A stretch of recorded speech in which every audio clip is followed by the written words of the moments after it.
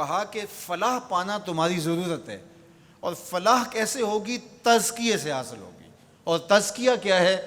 تزکیہ تمہارے باطن کی ستھرائی کا نام ہے، اندر کی پاکیزگی کا نام ہے، تمہارے دامن کی عفت کا نام ہے، تمہارے خیالوں اور سوچوں کی طہارت کا نام ہے، تمہارے طرز معاشرت کی خوبصورتی کا نام ہے، تمہارے انداز حیات کی ندرت کا نام ہے، تمہاری زندگی کا جمال تزکیہ ہے، خوبصورتی تزکیہ ہے۔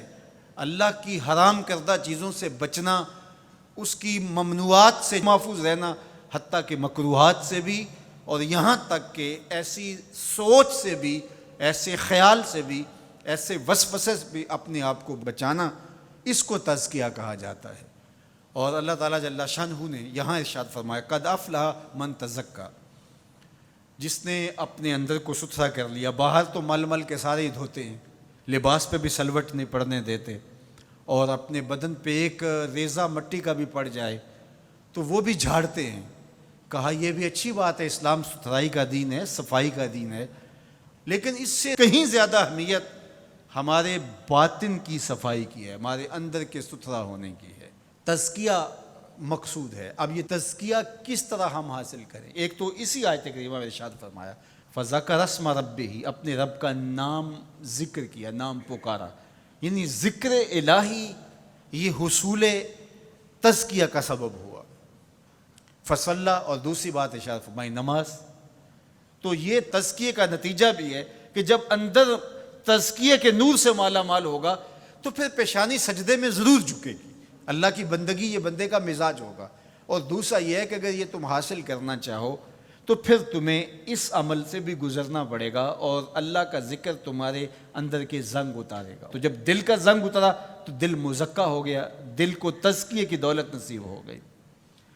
اور دوسرے مقام پہ اللہ کے محبوب علیہ الصلوۃ والسلام نے دل کے زنگ اتارنے کا جو ایک نسخہ ارشاد فرمایا وہ یہ ہے کہ دل کا زنگ قرآن مجید کی تلاوت سے اترتا ہے۔ اب ذرا دیکھیے قرآن مجید میں بھی اس پر بڑی خوبصورتی کے ساتھ ارشاد فرمایا گیا۔ حضرت ابراہیم علیہ السلام کی جو دعا ہے ربنا وابعث فیہم رسولا، ابراہیم علیہ السلام اللہ کے گھر کی تعمیر کر چکنے کے بعد عرض گزار ہوتے ہیں کہ مالک تیرے گھر کی تعمیر کی، یقیناً تو اس کا بہتر صلہ عطا فرمائے گا، تو اپنی جناب سے جو اجر اور صلہ عطا فرمانا چاہتا ہے اس میں سے میری چاہت یہ ہے کہ تو وہ رسول برحق مبعوث کر دے جو ان پر تیری آیات کی تلاوت کرے۔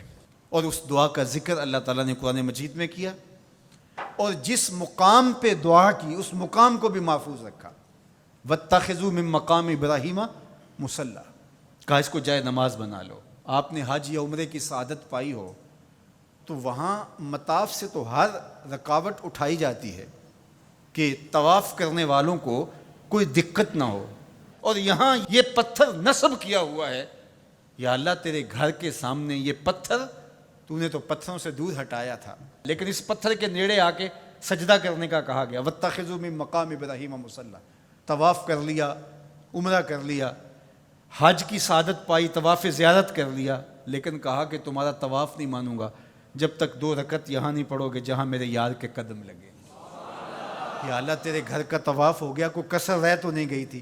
کہا محبت کی بولی جانتے ہو تو یار کا ڈیرا اچھا لگتا ہے، اتنی دیر تک تمہارا طواف ہی قبول نہیں جب تک یہاں ماتھا نہیں رگڑو گے جہاں میرے یار کے، میرے خلیل کے قدم لگے۔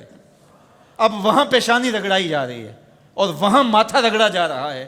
کہا یہ مقام ابراہیم ہے، یہ عزت کا مقام ہے، اس پتھر کے نیڑے لایا جا رہا ہے۔ وہ بھی پتھر ہے، کالے رنگ کا پتھر ہے، لیکن اس کو چومنے کی تلقین کی، ادب سے چوما جا رہا ہے، عقیدت سے چھوا جا رہا ہے، پیار سے دیکھا جا رہا ہے۔ میں نے بوڑھے اشخاص کو بھی دیکھا کہ ہتھیلیوں پہ جان رکھ کے پتھر کو چومنے کے لیے بے چین ہے۔ اکلوتے بیٹے کو چومنے کے لیے ماں کی وہ تڑپ نہیں ہوتی جو اس پتھر کو چومنے کے لیے کلیجے کے اندر بے تابی اور ایک بے چینی اور اضطراب ہوتا ہے، مجھے ایک بوسہ میسر آ جائے۔ یہ تڑپ کیوں؟ یہ راز حضرت عمر نے کھولا۔ حجر اسود کو چوم رہے تھے اور چومنے سے پہلے بولے اے حجر اسود تجھے کبھی نہ چومتا اگر میرے حضور نے نہ چوما ہوتا۔ ہم نے قطرہ دیکھا نہ کبھی دریا پہ غور کیا، بس جہاں تیری جھلک نظر آئی وہیں ڈوب گئے۔ تو یہ عقیدتوں کے رنگ ہیں، یہ محبتوں کے روپ ہیں، یہ الفتوں کا ایک عجیب جہان ہے جو ہم نے یہاں آباد دیکھا۔ تو یہ پتھر ہو کر کے بھی عزتوں کا ظرف قرار پایا، اور اس کو سینے کعبہ کے اندر نصب کر دیا گیا، کہا یہ نشان ہے، یہ شاعر اللہ میں سے ہے، یہ جائے نماز بنا لو، یہ عزتوں کا ظرف قرار پایا۔ اس کو یہ عزت کیوں ملی؟ اس لیے کہ حضرت خلیل اللہ کے قدم لگے۔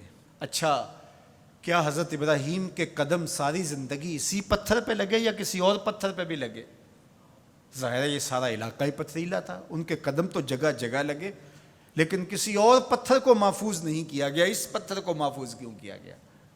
اس لیے کہ اس پتھر کی چھاتی پہ کھڑے ہو کے حضرت خلیل نے میرے رسول کے لیے دعا مانگی تھی۔ جہاں حضور کا ذکر ہوا وہ پتھر بھی نشان بن گیا اور موجود رہا۔